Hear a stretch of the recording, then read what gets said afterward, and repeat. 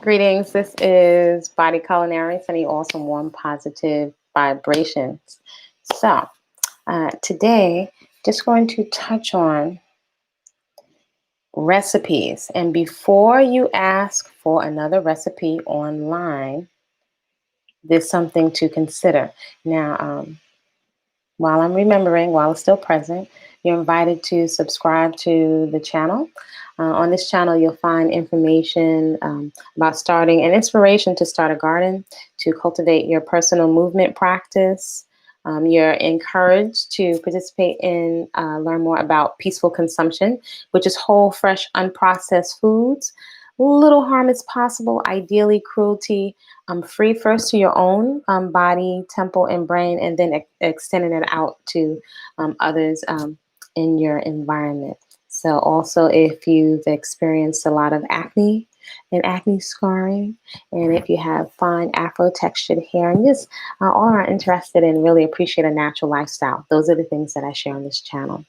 So many people ask me for recipes. Oh, give me that recipe. Girl, share the recipe. Nothing wrong with asking for a recipe, but something that I invite you to consider. One, is there any shortage of recipes online?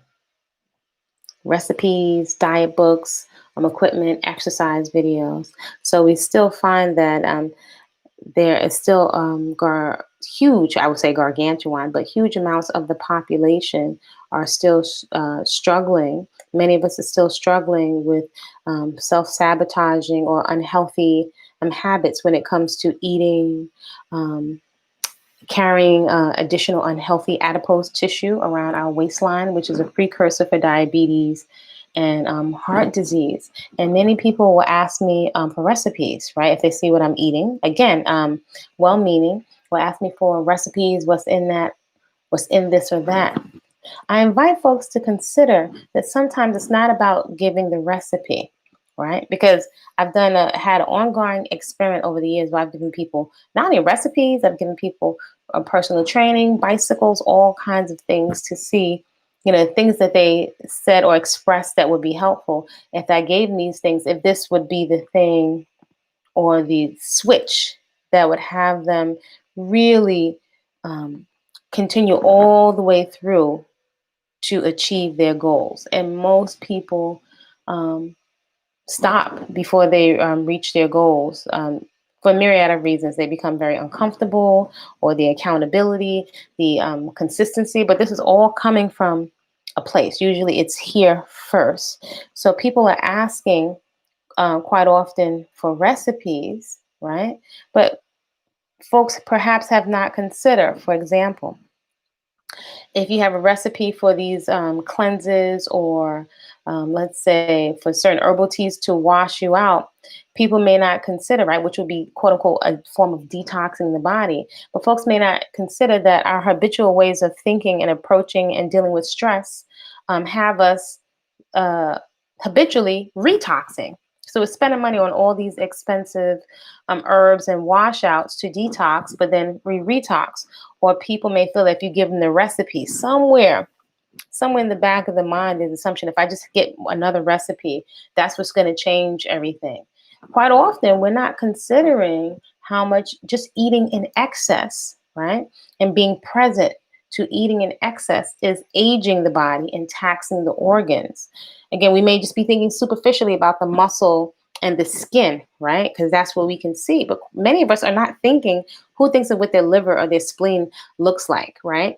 Or what growths look like, unless you've had a surgery and the doctor gave you a picture of what the growth of the tumor looked like in your system, right? We may not be thinking of the way in which we eat is clogging the body, or we're not chewing our food. So a lot of the nutritious stuff we're eating is the vitamin pills, the expensive vitamins are passing out in our poop, in our waste, and we're not fully absorbing the food because we're not present while we are consuming. So we're not getting the best value out of what we're eating. So all of this is way before you even get to the recipes, right?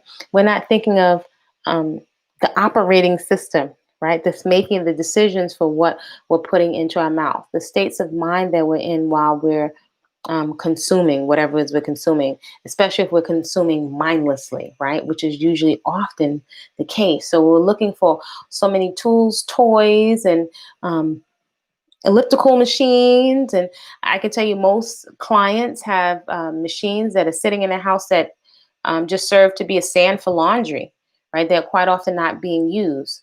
People don't usually get their money's worth, but people, that's kind of the same mindset people come with asking for another recipe and not considering what is the anxiety or the stress that's driving my behaviors. So recipes are great and they're helpful, but our well-being and achieving a healthy, natural body weight and a body temple and a state of mind and a way of being that we really feel good about and we're relaxed and at ease with is so much bigger than a recipe. So I have no shortage of creativity and recipes, but I just want to invite folks to perhaps consider what comes first, the recipe or the mindset, right? Our habitual ways of thinking.